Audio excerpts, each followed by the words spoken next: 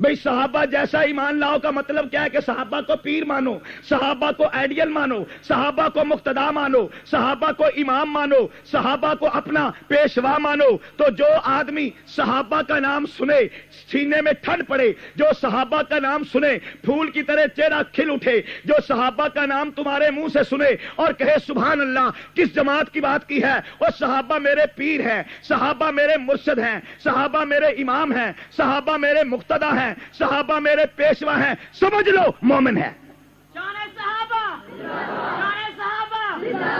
اور جو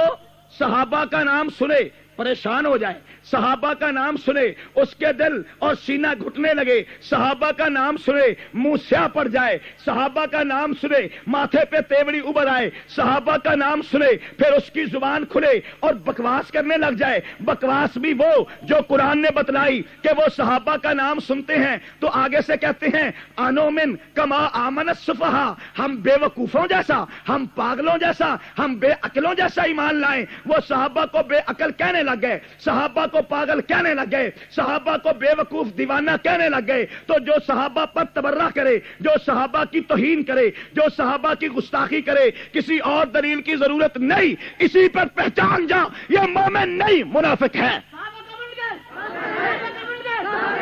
تو تمیز، تو فوراً پہچان جا کہ یہ گستاخ صحابہ ہے، یہ مومن نہیں منافق ہے، یہ مومن نہیں۔ اور آگے کہتا ہوں اسی پر نہیں، قرآن پاک کا 26واں پارہ ہے، سورہ فتح کی آخری آیات ہیں۔ اللہ رب العالمین ارشاد فرما رہے ہیں محمد الرسول اللہ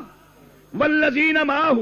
محمد صلی اللہ علیہ وسلم اللہ کے رسول ہیں اور آپ کے ساتھی جو صحابہ ہیں، اشداء علی الکفار رحماء بینہم، کافروں کے لیے سخت ہیں، آپس میں شیر و شکر ہیں، کبھی سجدے میں ہیں، کبھی رکوع میں ہیں، اللہ کی رضا کے حصول کے لیے سرگرم عمل ہیں۔ یہی وہ لوگ ہیں جن کے تذکرے توریت میں تھے، یہی وہ لوگ ہیں جن کے تذکرے انجیل میں ہیں۔ کذر ان اخرج شطأہ، ان کی مثال ایسے ہے جیسے کسان نے ہل چلایا، پانی دیا، زمین تیار ہوئی، بیج ڈالا، پھر اس میں سے کونپل نکلی، وہ آہستہ آہستہ ایک تناور درخت بن گئی، باغ بن گیا، باغیچہ بن گیا، اور پھر فصل تیار ہو گئی۔ وہ کاشت کرنے والا، وہ دن رات محنت کرنے والا، وہ دن رات ہل چلانے والا اپنی تیار فصل کو دیکھ کر یوجب الذرہ خوش ہوتا ہے، یوجب الذرہ۔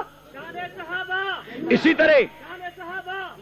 طرح آمنہ کے لاء صلی اللہ علیہ وسلم نے مکہ کی بستی میں لوگوں کے دلوں پہ محنت کی، ایمان کا بیج ڈالا، آپ نے ان پر توحید کا ہل چلایا، کفر و شرک کی گندی بوٹیاں اکھاڑ کر باہر پھینک دی، دین اسلام کی اخلاقیت اور روحانیت کا سپرے کیا، عمدہ اخلاق و اعلیٰ کردار کے مالک لوگ پیدا کیے، محنت کی۔ ایک وقت تھا ایمان کا بیج دلوں میں جا رہا تھا، آہستہ آہستہ کونپلیں نکل رہی تھی، جس طرح کونپلیں نکلتی ہیں، جانور چونچ سے کاٹ لیتے ہیں، کچھ جانور پاؤں کے نیچے مسل دیتے ہیں، اس وقت کاشتکار کسان اپنی فصل کی حفاظت کرتا ہے۔ اسی طرح چھپ چھپ کر لوگ کلمہ پڑھ رہے تھے، ایک وقت تھا کلمہ پڑھ رہے تھے تو جان مصیبت میں تھی، کلمہ پڑھنا